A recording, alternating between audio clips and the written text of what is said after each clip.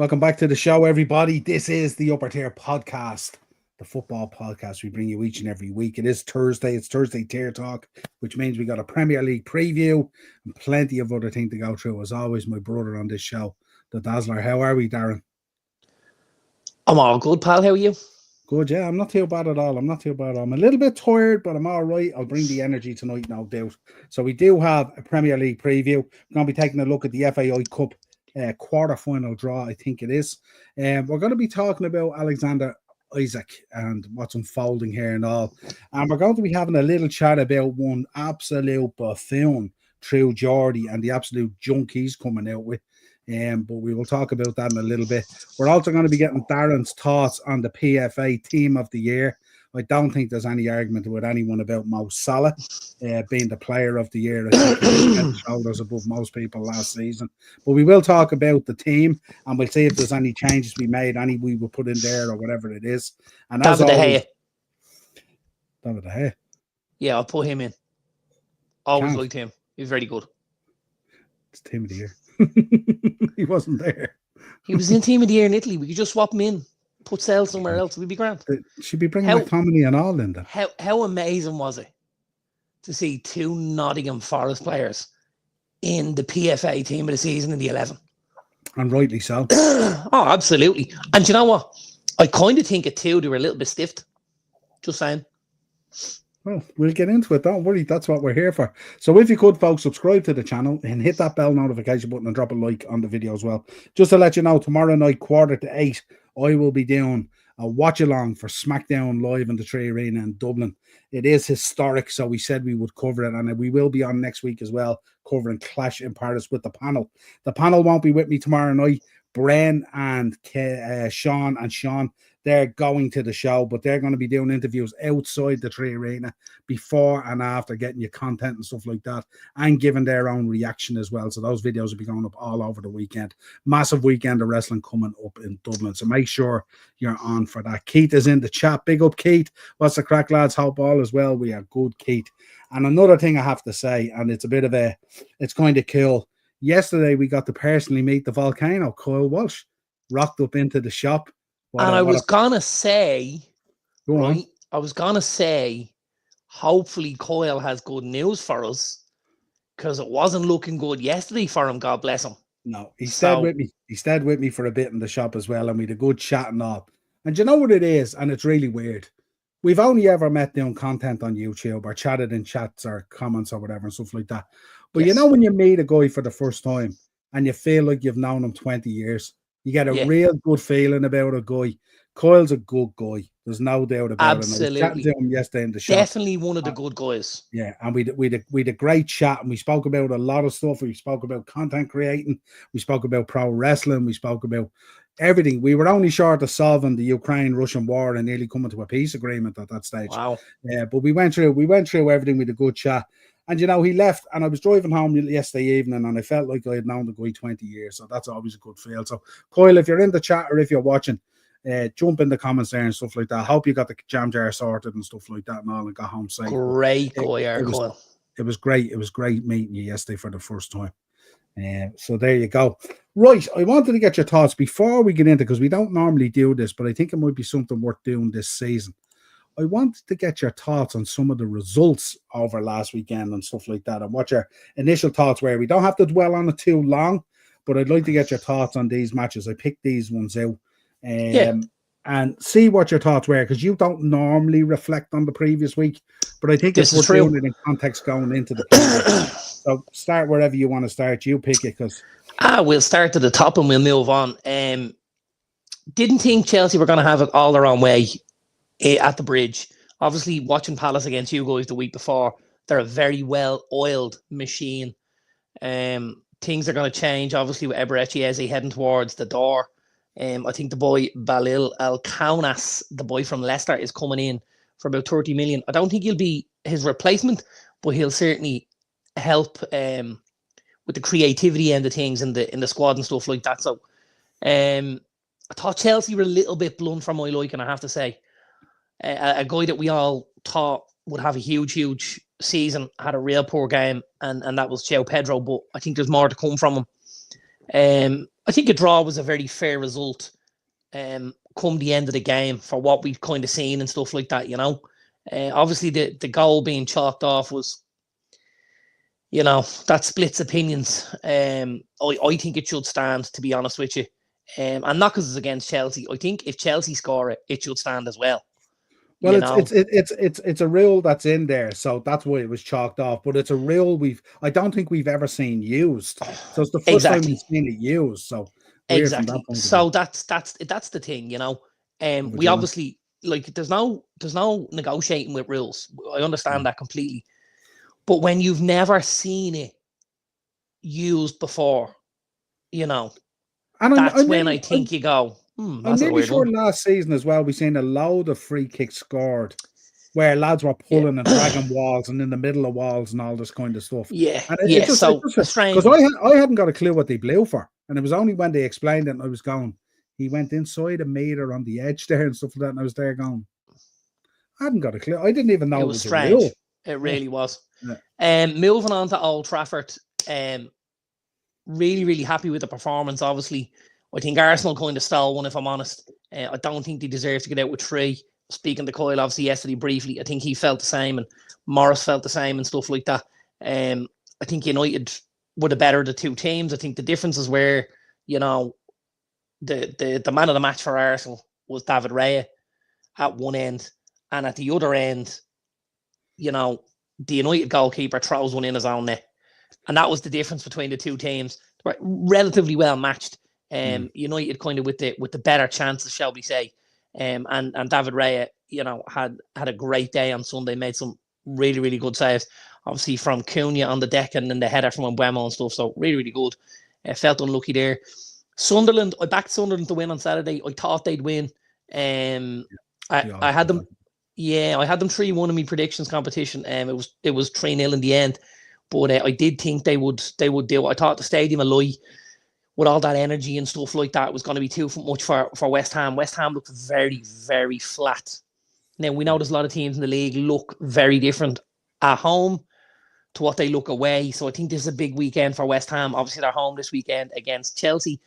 And I think the West Ham performance will tell a big, big story here because they do need to put in a performance at home. Graham Potter as well. Yeah, absolutely. Absolutely. Newcastle and Villa, bit of a stalemate. Obviously, 2 teams finished very high up in the league last season. I think Newcastle obviously missed the attacking threat of Alexander Isak. They played Anthony Gordon through the middle with Elanga and Barnes either side. And he did a reasonably good job, I have to say, Anthony Gordon. And I thought I watched some of the highlights as well, and thought the new Villa keeper making his debut, Bezo, had a good day at the office as well. He made a couple of great saves. 2 teams will be happy enough to get off the Conte getting sent off. 2 teams will be happy enough to, keep going. Not to have lost the game and stuff like that, and just keep trucking ahead. Do you see these 2 teams reaching the dizzy heights again this season, or do you think they're going to struggle? No, I definitely think they'll be in the 5th to 8th spaces, 5, 6, 7, 8. That's where I expect them to be. That's where they were last season. That's where I expect them to be again. Even with the players that they're losing. Yeah. I think there's probably still some signings to happen at both clubs. At Newcastle, you could have 2 or 3 even. So I do. What did you make of the link today that they're linked with Strand Larsen, 60 million? So I actually like the boy Strand Larsen. I think he's a really good player. I think for what they're losing, to get a guy physically who's very, very similar to Alexander Isak, who can run the channels and stuff like that and hold the ball up well. He's a good header of the ball. I think a really ideal replacement. I will say, I think 60 is a huge stretch. I really, really do. I think, that stinks of panic, doesn't it? It smells of panic. Well, listen, here's the thing. Wolves obviously know they're going to have a huge amount of change in their pocket as well, don't forget. The likelihood is Newcastle are going to end up with probably 120 to 130 million in their pocket here from Alexander Isak. So for them to get any kind of... But how far down their target list is Strand Larsen? I mean, they won't throw, and I get it, they won't throw 60 at Visa. No, and they shouldn't throw 60 at Visa. Yeah. So, but to have a Visa and a Strand Larsen at 90 million isn't, and it still leaves a little bit of money in the bank for something else, maybe, Forest, I thought it was Forest were, for me, I had them 2-0 on the scorecard. That's where I was looking at. I thought they were very good. They were well worded. Super first half. Well worded. I thought the boy Elliot Anderson had a great game in the middle of the park for them. That pass for that second Wood goal. Pass for the goal is tremendous. To see the pass is one thing, but to be able to execute it in real time, like, that's phenomenal. And a beautiful cushion header from the new boy Ndoye as well. Beauty. Yeah, I had him in my fancy football team. I actually seen this kid play for Bologna against Lazio in the Stadio Olimpico 2 years ago, and really liked him. Can play on either side. I actually mentioned in the preview that they paid 30 million for him. Now, speed aside, I think this lad's a better footballer than Nanti Alanga. He doesn't have that electric pace that Alanga has. But I think if you're looking at a guy who's going to stand up and have to go by somebody, drop his shoulder, a little nutmeg, something like that, technically he's a better footballer and he's a way better finisher. And as you see from the header last weekend, he can take chances. I think Ndoye could be huge for them this year. And coming in on 30 million when you've shipped Alanga out on 55 is a great bit of business, Absolutely. Since then, obviously, they've brought in Douglas Luiz did his medical today. The boy Caliendo came in during the week. Somebody else came in. There's a couple of arrivals this week at Notts Forest. James McAtee, and then the boy Amari Hutchinson. The only one that hasn't landed so far is Rico Lewis. He looks like he's told City he wants to stay. He was phenomenal for them last weekend, by the way. We'll get to him in a minute. But great additions to the squad for Forest there. Added some goals, a little bit of solidity in the middle of the park and stuff like that with Douglas Luiz and Caliendo and stuff. And so really, really good for Forest. I know Nuno wanted some new bodies in the door and he's got them, And then Molineux, which was the Saturday evening game, I watched it. I thought City were really, really good. I thought the boy Tiani Reinders was electric. He was absolutely electric. What a debut! As good a debut as you could hope for a goal. He was very, very good. And I think, listen, the goal and the assist are great, but I think his all-round performance. To come into we know it's very difficult for players to come into the league and hit the ground running the way he did. He was tops on 1 to 90. He was tops on 1 to 90. He was phenomenal. He's a guy that was at Feyenoord under Arne Slot and stuff like that. And then obviously went to AC Milan and had a good season at Milan last season, but Milan needed to cash in because they've got some financial issues. So City looked at him and saw he played a lot of game time last season and he was a very technically gifted footballer and can join in and stuff like that. I think it's a great pickup from City at a real good price. If I'm right, I think they paid about 40 million for him. On the balance. I think it was a little bit more. Maybe I'm thinking euros. On the balance of what he did last week, 40 million is a snip. And even the boy Cherky at, what was it, 30 or 35? Yeah, listen, we knew what he was going to be like. But I think the issue with him is, you won't maybe get he won't play every game, and some days he'll have that French I'm in a huff kind of thing, and you'll have a little bit of that, and he's but I think Reinders I think you'll see him week on week, and that's he'll be very, very good. But listen, a great day for Man City. 4-0 is a great win, and picking up a brace as well. I had him in my fantasy football team as well, thank God. So it was good for everybody, City back on it and kind of back where we expected them to be, Yeah, absolutely. Yeah, I just said what I'll do is each week I'll pick out maybe 4 to 6 results and just get your thoughts on it and stuff like that, because we don't generally reflect, Yeah, absolutely. Right, let's get into this. Another festival of football right through from Friday through to Monday. West Ham versus Chelsea tomorrow night, 8 o'clock, Friday night football. How much do you love the Friday night football? It's nice to have a game. Well, I'd be watching football anyway because I do watch League of Ireland anyway, so it's nice to have a bit of Prem flavour in there as well. Absolutely. And just on that, obviously we have Shells playing tonight. Are 2-1 up against Linfield in the conference. Shells went 2-0 up. And Linfield were down to 10 men. Shells missed a penalty.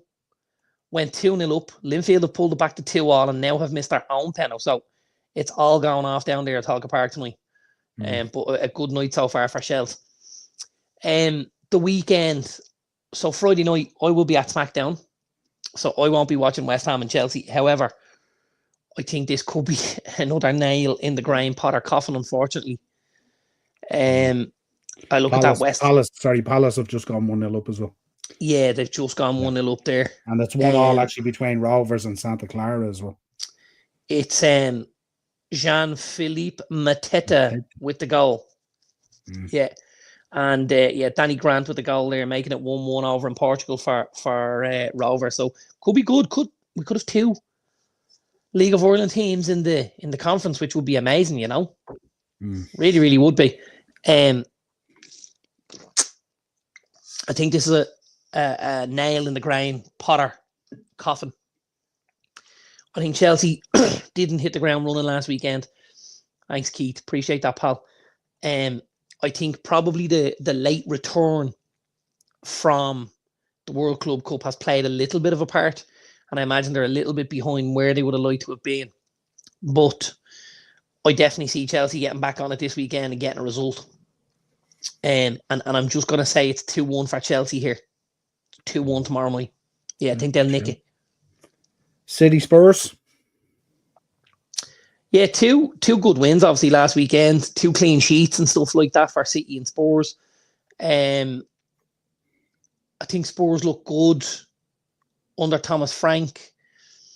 I know, obviously, missing out on Eze will be a huge letdown for them, especially with James Maddison and stuff like that out with the ACL. I think going to City is always tough, and I think City will be buoyed from what happened last weekend. And I think we'll see City get over the line here. I don't think it'll be an easy day at the office, but I think it'll be a City win. And I'm going to go City to nick it 2-1. Yeah, interesting. Keith's going for a 2-2 draw. Joanne's in. West Ham 1, Chelsea 3. Bournemouth versus Wolves. Yeah, listen, Bournemouth obviously on the back of a great performance at Anfield on the Friday night. Even without a lot of those names that we've become accustomed to, you know, Kepa and Huysen and Kirkes and Zabarni and stuff like that, did really, really well. Excuse me. Great result. Sorry, not a great result. Great performance. We're unlucky with the result and stuff like that. Semenyo showing what he's still made of. Great performance. The goals were terrific, especially the second one. I think Wolves looked a bit better than the 4-0 suggested last weekend, especially in the first half. They were very unlucky, almost nicked 1 or 2. But I think they're still a little bit light. I think Wolves need to get a couple of bodies in, especially higher up on the pitch, creatively and goals and stuff like that. If Wolves lose Strand Larson, which is entirely possible, I think it's really important that they bring in goals to try and keep them ahead above water. I think Bournemouth... If they find themselves down in that relegation battle again, like last season, I know they climbed out of it last season, but if they find that this season, they may not have the answer. Well, listen, we saw, and it's if you think about the similarities here, we saw a West Ham team crawl out of the relegation the year Carlos Tevez played up front from. Do you remember the beat United won in on the last day of the season at Old Trafford to stay up? And Tevez moved on. From what I remember, I think West Ham might have gone the following season. And if you're looking at Cunha, it's a very similar sort of setup there, where Cunha came in, he's the talisman, he's got the goals, he's, you know, everything revolved around him. He did not look out of place at Old Trafford last weekend on that pitch at United, and Arsenal was very unlucky not to score. And I think Wolves need to replace that. I don't think they have enough in the goal scoring department at the minute, Wolves. So I'm going to go Bournemouth here 2-1. Brentford, Aston Villa. Yeah, Keith Andrews won't have been happy with last weekend, I don't think. I think Brentford were out of the game very, very early on at Forest, you know. A couple of early goals stung them. 3-0 half-time, you're not coming back from that. They obviously got a goal in the second half. Be great for them to get the boy Igor Tudor on the score sheet, obviously getting a goal, him being a striker and stuff like that. That's great for him. And it'll be really, really important this weekend. But I think Villa this weekend will be looking to try and get that win on board. And I think, again, I think this has Villa written all over for me. And I'm going to go Villa 2-1. Yeah, this seems to be an ideal time to play Brentford, doesn't it? I think so, yeah. Haven't really strengthened properly and stuff, and no, like they're really I think they're going to struggle. And I you know something, and it's not really a reflection of Keith Andrews either. I think what it is I think he will try and play a certain way and set up a certain way, and I don't know whether he has. I don't know whether he has the skill set or the bodies there to deliver what he's trying to deliver as a message. And I think that's what the problem will be more than anything. For me, and if we look at it, from their starting 11 last season, they've lost Mark Flecken in goal. Huge. They've lost Christian Norgard in midfield, Brian Mbeumo on the right, and Johan Visa. Okay, he hasn't left yet, but he's not involved. His head's elsewhere.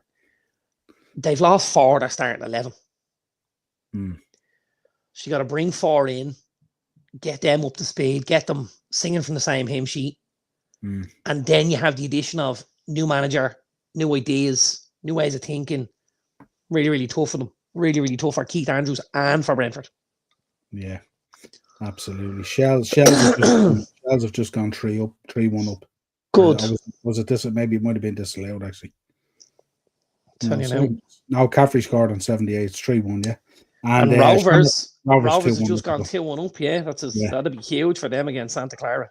I have to say, just to inject there the other day, that video the other day of Stephen Bradley's son Josh ringing the bell in the cancer treatment. Absolutely.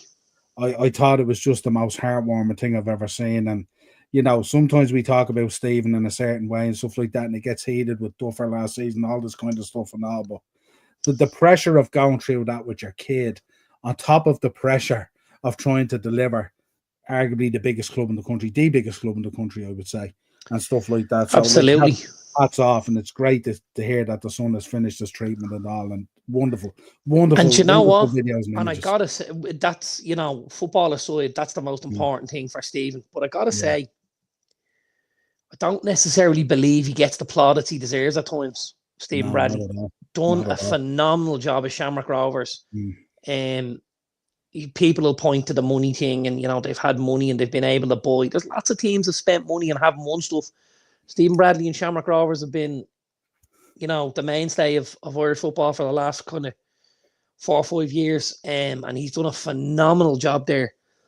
Excuse me, and you know, I think it's probably he probably deserves a step up for me, Stephen. And I don't know whether a step up would be League One, would it be Championship, would it be Scotland, would it be, you know, Ireland? I don't know. But I think he'd be worthy of a look, Stephen Bradley, for what he's done so far. He'd certainly do a very good job in the Championship, I would imagine. I think he might, yeah, absolutely. There's a lot to like about him when you think of what he's delivered over the last 3 years. Yeah, no, absolutely. And what he's been going through off the pitch and stuff like that. And if we talk about, you know, Duffer and the heat and the stuff with Duffer, don't forget, like, I'm a Damien Duff fan, you know, both as a manager and as a footballer. He owes this country nothing for what he's done for us and stuff like that. But Damien was left in a box room on his own with a set of curtains. He'd row with them. Yeah, we know he's a shithouse. You know, he'd row with the curtains. He really would. So, you know, I wouldn't hold that against him or Stephen Bradley. So, you know, football is football.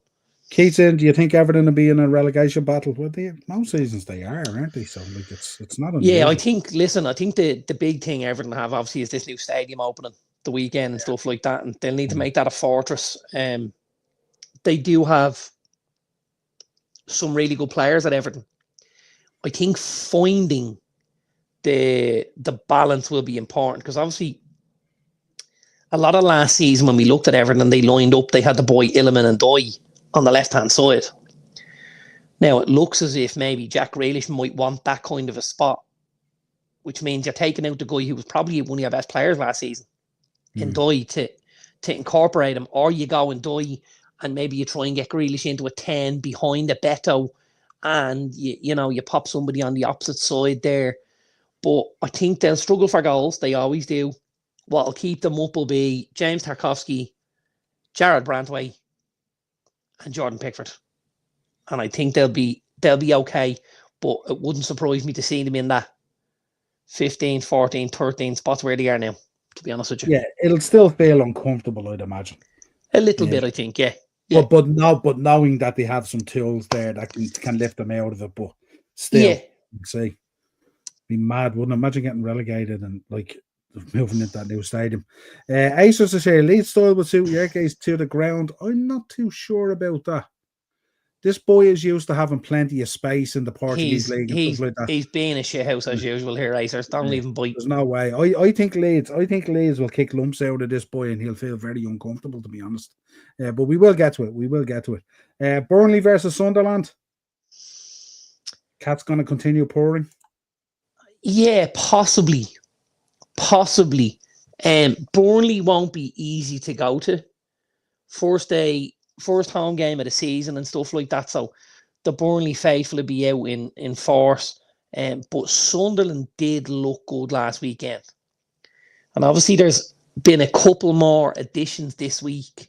I know they brought in the boy Nordi Mukiel from PSG, the fullback. It was a great signing for them. And then I think they're still looking at the ball, John Lukumi. Another one of those Bologna players that I saw in the Stadio Olimpico. Really good Colombian centre-back as well. Really physical, would love the Premier League, I think. So, yeah, I think Sunderland here, I find it hard to look at Burnley and think they'll get something out of it. So I'm going to go Sunderland 2-1. Not a tight one. Champions League group stage draw next Thursday. Yeah, we'll be covering that on the channel. We always do. Keith and Sunderland will win 2-0. Not a bad show. And then we round out on the Saturday, I think it is, Darren, Arsenal versus Leeds. Yeah, I don't think this will be any sort of game, to be honest with you. I expect to see a much better version of Arsenal. I expect to see them dominate possession. And I think this is the week where you'll want the boy Gyökeres in your fantasy football team. I think he'll get the kind of space that he's looking for, and get into those channels and stuff like that. And I think against what Leeds have at the back there, I wouldn't be surprised to see him get 1 or 2. Yeah, I sure will, Keith. I sure will. We do it every year. We always cover the draws every year. I'll just have to figure out, just fit it in and timing and all that. Arsenal and Leeds too. Jesus, Joanne. Oh my God. Joanne's going full acers here. Yeah, absolutely. Yeah, absolutely. Yeah, what do you make of the hijacking of the Eberechi SA deal after Havertz obviously going out? I haven't heard the update on Havertz yet, but if they've moved like that, you would assume it's probably something akin to an ACL, wouldn't you think? Well, they are saying it could be a longer term more than short term. But the other thing is, and I heard this earlier on, apparently Arsenal earlier on in the window touched base with Crystal Palace and said, listen, we do hold an interest. It's not something we're going to do now, but please keep us abreast of what's going on with the boy. And I think when Spurs looked like they were going to get it done, Arsenal became interested. And then you tie into that the fact that, Havertz is possibly out for a period of time. I think it made sense. But I think as much as Havertz being injured, I think if I'm Mikel Arteta and the Arsenal faithful had a look last weekend and said, well, listen, I've got Gyökeres through the middle and I got Saka on this side. I can have Rice and Odegaard in the 10 and the 8 and Zubamendi in the 6, but what do I do on the left-hand side? I think they've just solved the problem there. Now, there's two things here, and you can look at this either way. If I'm Crystal Palace, I'm a bit upset he's gone for 60 when Chelsea have got 52 for Madueke. That would annoy me slightly. And Newcastle are potentially paying 60 for Strand Larson. So that would irk me a little bit. The other thing is, if I'm Noni Madueke and I see Eberechi coming in, I now know I'm even further down the list. Because now the likelihood is, Saka starts on the right, Eze starts on the left, Martinelli comes on one side, Trossard's about to sign a new deal as well, can play maybe in at the 10. And this is the Pedro Delap feeling, isn't it? This is, well, you see, I think Chelsea have room for the two boys. I think if I'm Madueke, I'm looking at this now going, I am getting further down this list, man. This is now it's starting to sound like he was brought in to be the potential backup for Saka, which means he'll get very little minutes. 50 odd million for a backup. It's big bucks, 50 odd million was insane anyway. Insane. Insane. I would love to know who at Arsenal thought that was a good idea. I think that is. And if you looked at him, apparently it was a Mikel Arteta signing. He wanted him. I read yesterday. Well, if that's not enough to say the boy Bertha should be the one calling the shots, nothing is. Also not true. No, that's not true at all. That's not true at all. No, definitely not. Stop talking out your uterus. Sunday, Palace versus Forest. Great game. Two things here. Good game. Two things here. Obviously, we've spoken about it before. Thursday night football doesn't suit everybody. Palace won't find it easy playing Thursday, playing Sunday. And the reason they won't is nobody does. So... Well, they don't have the squad for it. They absolutely don't. But we've seen lots of teams struggle with this. So we know, Forest will be fresh. They've also got goals in the team, Forest, which Palace will be a little bit lighter on because of Eberechi Eze leaving the building. So with that in mind, I'm just going to say Nottingham Forest will nick this. And I think I'm going to go 2-1 Forest. I think I've gone 2-1 in every game other than the Arsenal game. Yeah, I think you're right on this one because I think actually Eberechi Eze leaving the building is going to be very disappointing to that squad. Hugely deflating. He's a huge part of what makes them tick. And although we're huge fans of Mateta up front and stuff like that, if he doesn't have that supply line into him, he's going to feel very isolated. It's not going to click the way it's clicked in the past, I don't think, anyway. I know he scored tonight. I did think, gotta tell you, I did think the Tottenham deal would have been a reasonably good deal for Palace. Yeah. The Richarlison plus cash. Like you look at Richarlison, he could have come in and played from the left as he has at Everton and as he had at Spurs. He has a goal in him. There's a little bit of creativity. There's a bit of bite. You get a replacement and you maybe get 30 million on top. And I think that would have been a pretty good deal for Palace. I think having the money is one thing, but I think having a replacement is also a huge issue, Yeah. Kate, I think this deal gets done after the Newcastle game. And I think it's going to get done at about 130 million, maybe plus add-ons. Yeah. This is just at the moment, this is just posturing, and no one wants to be that bigger person and go, right, let's push the button on this. And I mean, the thing about it is you don't have to wait till after Monday because it's not like he's going to be in the team on Monday night.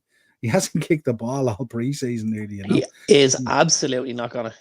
Yeah, I to be honest, I don't think we'd even. I'm not even sure whether he'd be ready for the Arsenal game next week. I think it'd be after the international break. Hugo Ekitike gonna destroy Bourne on Monday night. Don't know. We shall see. There's not too many people who destroy Dan Bourne. In fairness to him, and he's come up against some good footballers in that Champions League, and he's held himself. Yeah, absolutely. Well, Everton versus Brighton. Big game for Everton. Huge game for Everton. At the new stadium, huge game. You'd love to see them go and get a win at home. I don't think it'll happen. But I also don't think they'll lose. I think it's got draw written all over it. I think, Brighton are one of those teams that at times just tick along with draw. I think there'll be very little in this. I had Everton Leeds 1-1 on Monday night. That was my prediction. And I'm going to go the same way again. I'm going to go 1-1. I think there'll be very little in this. There won't be heaps of chances. It'll be tricky enough, but I think both sides will get on the score sheet, and I think there'll be Everton 1, Brighton 1. Yeah. I think going into a new stadium, I don't know. I think they have to find a way to play some nice football as well, don't they? Really, that stadium looks magnificent. I have to say, magnificent. Yeah, Like, it's really nice. You know what I loved? I saw there during the week. I saw 2 photos, and the 2 photos were 4 years apart, and it was the dock. Yeah, and then it was the dock with the stadium, and you were just going, they just made this thing appear. Yeah. Like it's just like phenomenal. they nearly floated it up out of the sea, didn't it? Refloated it's it. Just Like, it's incredible. brilliant. Yeah. And it does look tremendous. And listen, obviously, you guys share a city and stuff like that, and it's that friendly rivalry and stuff like that and that. But like for Everton, it's a great move. Everton are a good club, been around a long time. And it's a great move for them to get to the stadium and stuff like that.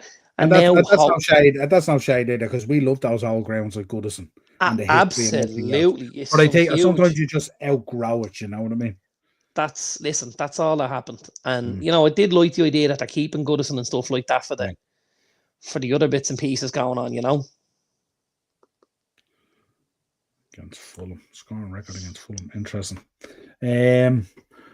Okay, so you went. What did you say? 1-1 on that 1-1.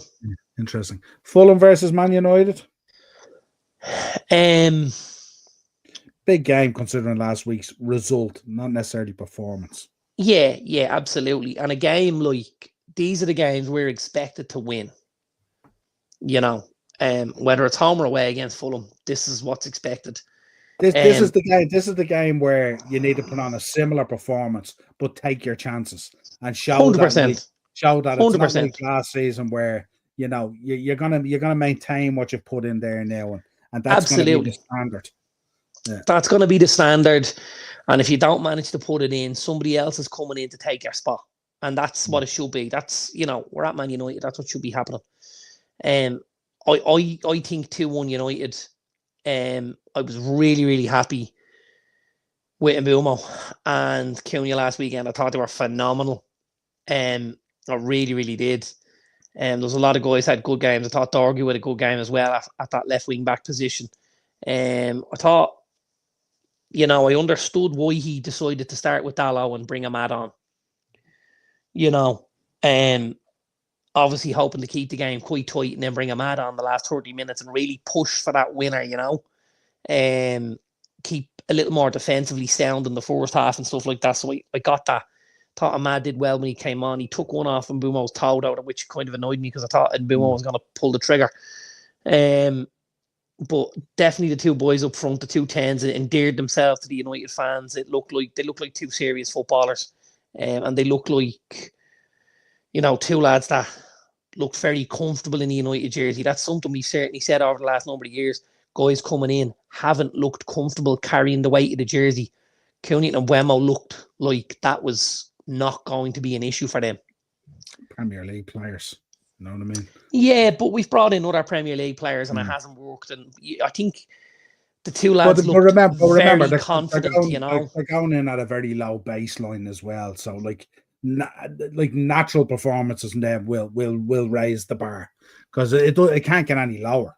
So it can only improve bringing those guys in, I think, anyway.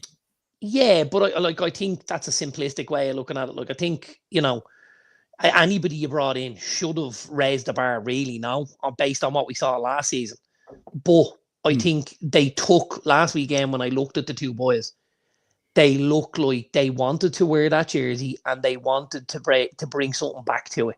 And that hasn't happened for a little while, Obviously, it was part of the strategy that, we only sign players that want to come to us. If you don't want to come to us, we don't want you. That's maybe why Gyökeres ended up at Arsenal and stuff like that. Where do we see United finishing 5th, Keith? If they don't bring in a new goalkeeper. I still think we'll finish 5th.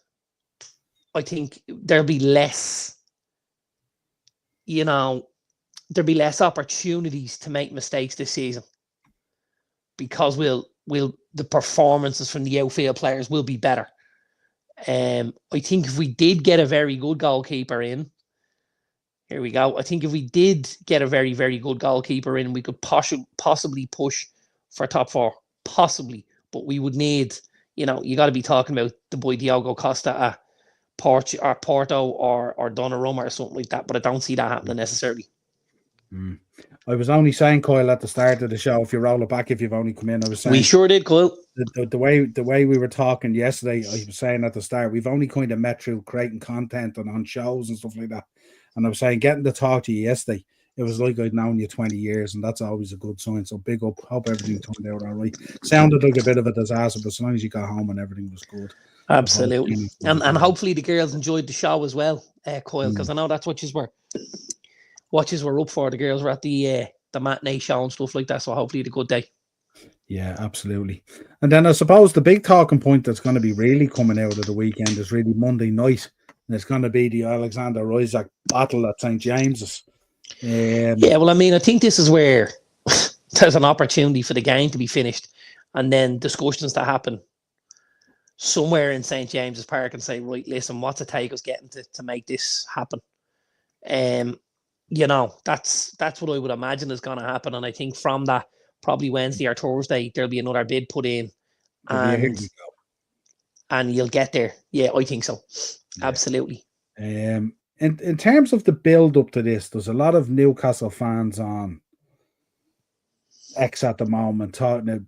We have to deal with these because they're on X, but to call them football fans is a stretch. These guys talking about how Joe Linton is going to break Alexis McAllister's legs, and this guy is not going to suffer fouls, and Bruno's going to be going in hard on Gravenberch and all this kind of stuff and all. And I was there going, but that's the natural battle in midfield of two teams.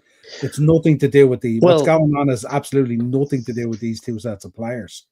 Yeah, but it's not either, though, is it? Because the league have outlawed tackles, really. So, like, you're not watching that either way. And if you are, you're seeing two or three reds. And if that's the case and one team loses a couple of players, they're going to get absolutely pounded. So, neither team is going to go in for that. That's football fans think about their nuts more than anything else, really, isn't it? Rather than our brain cells. But we know there's plenty of them about as well, especially on X. That's a cesspool for football fans.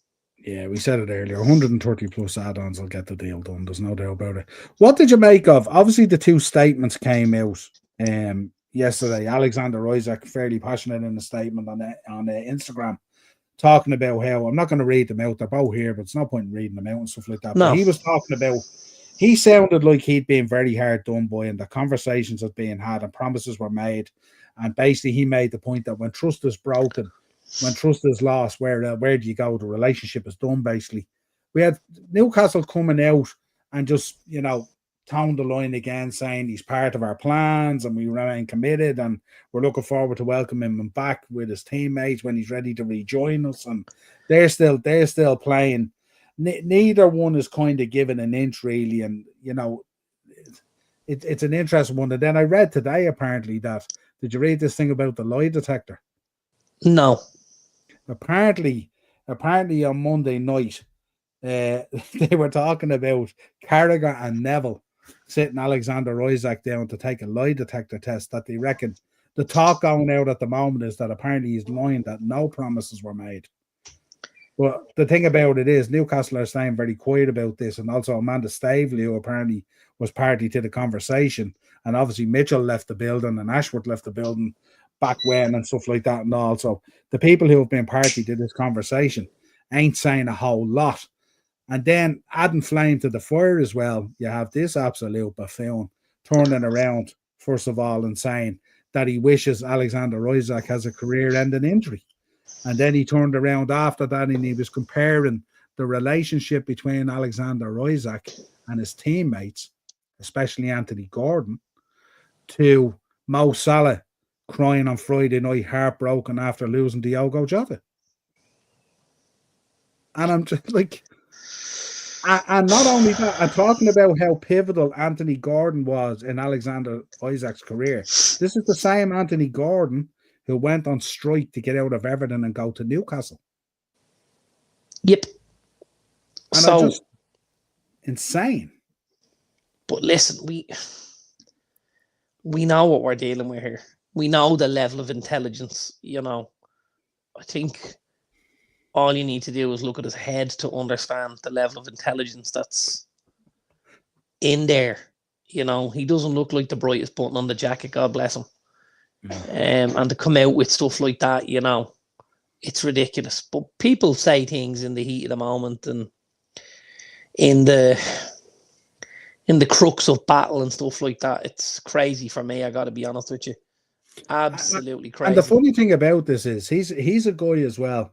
I like some of his content that he does. I like the kickoff shows and stuff like that. Some of it's pretty good.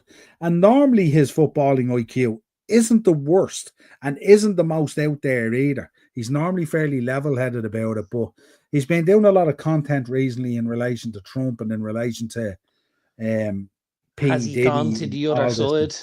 Maybe, I don't know, but to wish a career-threatening injury on a player, and then to compare a player's relationship with his players that, they'd be heartbroken to the point of a player who's lost his teammate tragically in a car accident. The comparison is just fucking insane, like insane. You know what I mean? And does anything that these lads come out with shock you, really? And like when these are like Newcastle fans, and he's coming out with this, and I'm thinking, it's an any wonder Alexander Isak wants to get out of Newcastle if this is the narrative. Absolutely. You know Absolutely. what I mean? Why would you want to go? Why would you want to stay in a place like that with fans like that who are going to treat you like that? Absolutely. Right, 100%. Let's get back. What do you think of Monday night? Monday night, I think there could be goals. I do think the Newcastle trio of Barnes, Elanga, and Gordon, and the pace that the three boys have will cause you issues. Because if we look at it last week against Bournemouth, it was that kind of pace running through the team that, Connor will come in, will he? No, he's out. He's injured. He's out as well. So John Gomez? Yeah. It'll be either Joe Gomez, or I know last season when we had a problem there, they were playing Curtis Jones, and he did okay. He didn't do too bad, actually. Or it might be Endo. Didn't Endo end up there the other night? I'm not. He did, I think. Sure. Did he? I'm not too sure. Maybe he did. Yeah, he ended up in the right back slot when he came on. Yeah.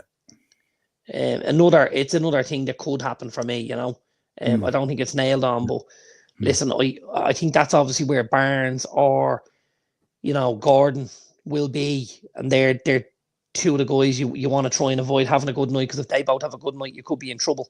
It'll be a big night for Canate, obviously, on that side. It'll be a huge night. We'll have to cover a lot, yeah. It'll be a huge night, absolutely. But we'll have to wait and see. I think who goes in there. I think Jones is probably the best show for me. I think you said already he did it a couple of times last season, and he's probably the most dynamic. Yeah, I think so. Technically, he's good. He's got a decent engine. Knows how to play with the with the ball in front of him and stuff like that. Doesn't waste the ball later. Uses it well. Yeah, I think so. I think there'll be goals though. I think there'll be goals. Are we staring down a 4-3 classic? I'm gonna go 3-2 Liverpool. I'll take that right now if you're offering it to me. I'm gonna go 3-2 Liverpool. I think there's goals in it for everybody, but I think Liverpool will have enough to get. Could be leaving on Monday night with 3 points and a new striker. What more would you want? You never know. What more would you want, huh? Right, well, that's going to be interesting. We'll see how it all pans out and stuff like that. I wanted to get your thoughts on PFA Team of the Year. Yes. Any arguments for Mo Salah? I don't think so. Would you think so? No, not for me. No. I think for me, it's a no-brainer. I've absolutely no problem with Salah there, to be honest with you. Yeah. So go down through the team then. What you think? Yeah. Like, I've no problem with Sales. I think obviously Kirkhead on the left kind of picks himself. I think obviously the right back slot was a bit funny with Saliba being put in at the right back. Yeah, it's like you have a left back and 3 central defenders. That's exactly what you have. And I mean, we talked about obviously Nottingham Forest there earlier on. Yeah. The boy Ola Aina had a great season playing right back for Forest. Really, really good season. Yeah. You know, so me personally would have preferred to see a bit of balance. Like I don't go out with Saliba as a right back for me. Don't think it works. No. So I would have liked to see someone else there. I also think you could have thrown the 2 lads into the conversation. I'm sure they were in it. Murillo and Milenkovic into the centre back slots. You could have had a conversation for them. I'm sure they were in and around it. They were definitely in and around it. Yeah. I think going further forward then. And obviously hoisting off Bournemouth. They had a fantastic season. Bournemouth, yeah, absolutely. I think going forward, you know, Rice for me, no problem. Gravenberch, no problem. I'm gonna go past McAllister for a minute. I'm gonna Salah, no problem. Isak, no problem. I think again they've done a similar thing here where they've put in a right-sided forward and 2 centre forwards, and we don't have a left-sided forward. So like that's a bit lopsided again. How do you think that works in the voting? Like, I don't know. I'm not sure. I think if you're trying to just shoehorn lads in, you know, you can get a certain amount out of it, but because I'm like you, I looked at this today when I was looking. Are we looking at a situation where Kirkhead and Salah are the wing backs, and you've got the 3 centre backs in Saliba, Gabriel, and Van Dijk, which are Gravenberch in as a 6, and then your 2 8s. Like a 3-4-3 or something, or like something, or almost like a 3-4-1 or something, or like a 3-5-2. Yeah. I find it very hard to understand this formation when you're picking these guys. Man. Absolutely. I'm not saying the names are wrong, but as you said, there's no balance to it as a team. No, you know? There's not. I think if you're a top class right back in the Premier League, I think you feel shafted. Oh, exactly. Why am I giving it to a centre back? Now, I just glossed over one, and you know, this is certainly no slight on Alexis McAllister. I just want to have me Bruno Fernandes conversation, because I think as bad as United were and where we finished up in the league and stuff like that, Fernandez's performances were just outstanding. They really, really were. And I think if any of the 3 there lose their spot, for me, it's McAllister. I thought Rice was excellent. And I got to say, I thought Gravenberch was the biggest surprise of the season for me. I thought at 6, he was phenomenal. I think he's exactly what you guys missed last week. I think that solidity going through the middle of the side and stuff like that, that spine of the team, really missed him. I think he'd be a huge back for you this week if he's in. Here's a comment you're going to like from 1974. Big up 1974. Wharton. Phenomenal player. Really phenomenal player. The only issue I have with Wharton is he didn't play a lot of minutes. He was injured for a lot of the season. And remember, Palace's season really came alive probably from December on or January on. Yes. They were really struggling under Glasner initially. I mean, listen, if we gloss over Bruno Fernandes, have you a case for Carlos Baleba? Yeah. Moise Caicedo? Excellent. Definitely Caicedo had a phenomenal season. Like, so just listen, it's all subjective. There are no right and wrong answers. I just think, you know, I'd have preferred to see balance, to see shape. I think there's one too many centre backs, and I think there's one too many strikers. If you know, I think they should have tried to get a left-sided forward in. Do you reckon sometimes they use these, and I know there's a vote on it and stuff like that, but do you reckon sometimes they use it to lay down kind of a narrative going into the current season? Because if you look there because you got Liverpool there, and obviously like 6 of those players are potentially going to be Liverpool if Isaac signs and stuff like that. You've got Yeah, Forrest obviously there with Chris Wood and everything, and Sells, who had a really good season and stuff like that. And then you've obviously got Liverpool and Arsenal, who people would think between themselves and plus City probably are going to be fighting it out for the top three. yeah. Like I don't think anybody gets anything out of it. There's another show. Most of what he says isn't very clever, but like Morgan Gibbs White is an absolute show. For that Alexis McAllister role. Yeah. Yeah. Also the boy Rogers. Yeah, absolutely. Phenomenal season as well. Absolutely. They tailed off in terms of Europe, but getting to that stage in the Champions League and all, he was phenomenal for them as well. Yeah, 100%. There's a couple of shouts in there, all right. Interesting. I just wanted to get your thoughts on it, but I don't think there's any argument around Mo Salah, that's for sure. There's not for me anyway, that. Yeah, absolutely. Right, FAI Cup draw. Interesting, to say the least. The holders taking on Shamrock Rovers. Big game. Huge game. Huge game. Rovers, I'm assuming, have finished off there tonight. 2-1 away against Santa Clara. Great victory for them. Yeah. And Shells finished 3-1. Big win as well. So 2 big wins for the Electricity League tonight. And 2 great wins. One at home, one away. Hopefully they can both go and finish the job next week. I think when I look at what we have in front there, I'm probably going to go Sligo. And I'm going to stick with Rovers. And I'm going to go Cork City. And I'm going to go Pats. 3 aways and a home. Cork City, Pats. Yeah, some interesting results, I have to say. But yeah, a really good draw. Interesting opportunity as well, because obviously these toys are being played September the 14th, so that'll be right after the international break. Yes. Yes, that'll be interesting. Interesting, to say the least. But yeah, it looks like we could be in for a really good. If you had to call a final now, it'll depend on what way the draw goes. Yeah. What do you look at? Pats and Rovers or something? Or? You could, but again, if the draw throws them up in the semis, you're goosed, right? Yeah, absolutely. Goosed. You could end up with Rovers and Pats in the semis, and then you've got Sligo or Cork in the other one, maybe. So, might be good that way that you get one side from the capital and one from outside and stuff like that to try and bring a bit of balance to the league, Yeah, Carabao Cup third draw after United game on Wednesday night.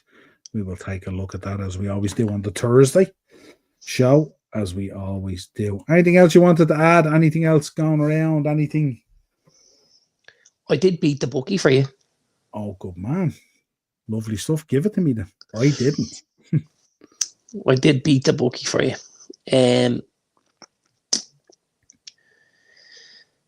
So I did levels here. We've done this before. Yeah. So easy money for me looks like goal or assist, 7-1. Okay. Goal or assist. Yeah. Erling Haaland, Victor Gyökeres, Brian Mbeumo, Hugo Ekitike, 7-1 goal or assist. Covers your bets of the weekend. That's solid. Yeah. I think all of them had, Bar Gyökeres had good games. I think Gyökeres will be all the better for the game he's had. The next step up on the ladder is Man City and both to score against Spurs. Man United and both to score against Fulham. Yeah. And a draw in the Everton game. There doesn't need to be goals, just a flat draw. And that's 32-1. It's nice. So 1 draw, 2 wins, and 4 teams score. Nothing wrong with that at all.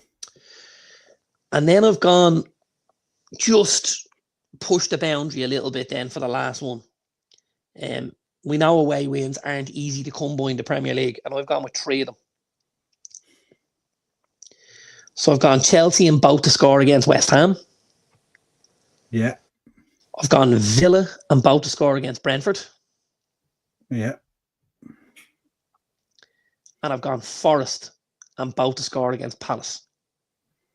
Okay. And that's 76-1. That's a phenomenal bet. That's a phenomenal bet. 15 quid on that delivers you £1,000 or more. Absolutely. That's a nice bet if you were heading off on a holiday or something like that. Speculate 15 quid. Or to Old Trafford the week after. There you go, even better Just again. saying. Did you see? I didn't look into it fully, but I see Mark Albridge was on. He has he covers that football where he covers all the footballs.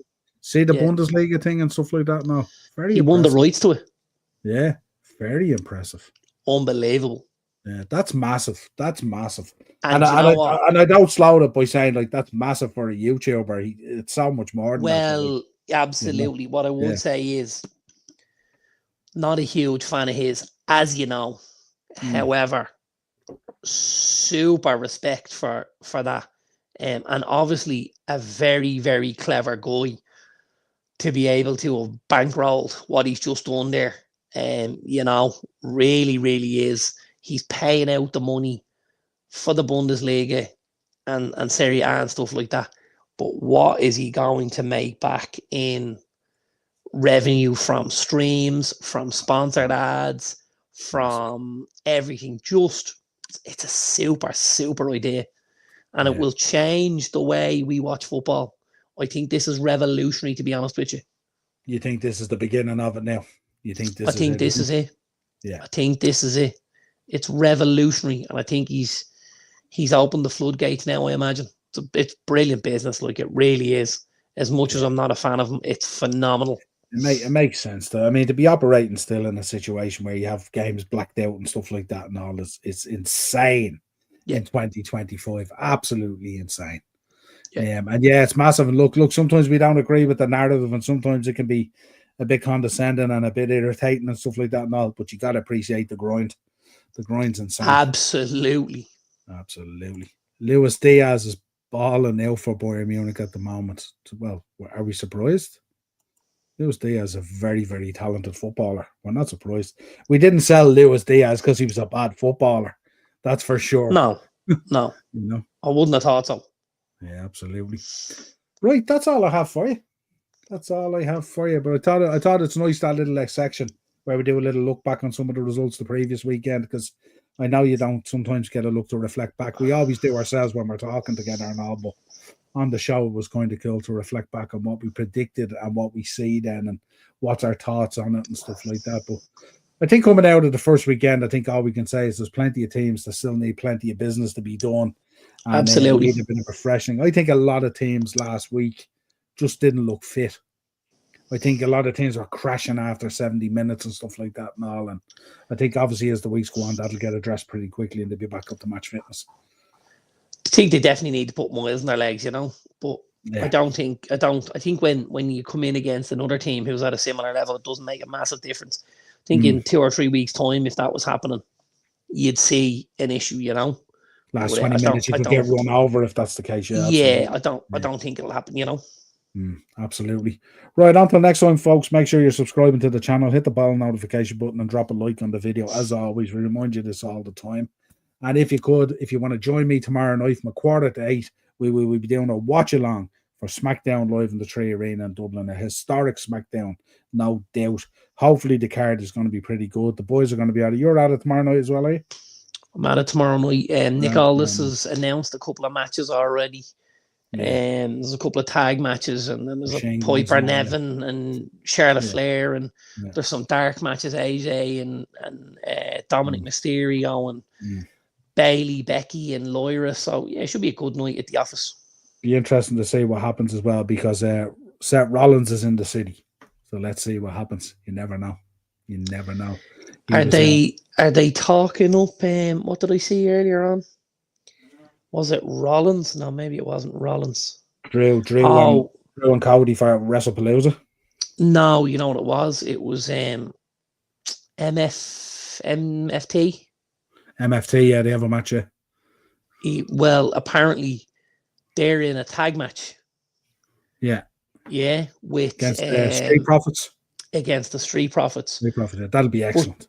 Tomorrow night is apparently the laying of the groundwork for MFT and the Wyatts at Survivor Series.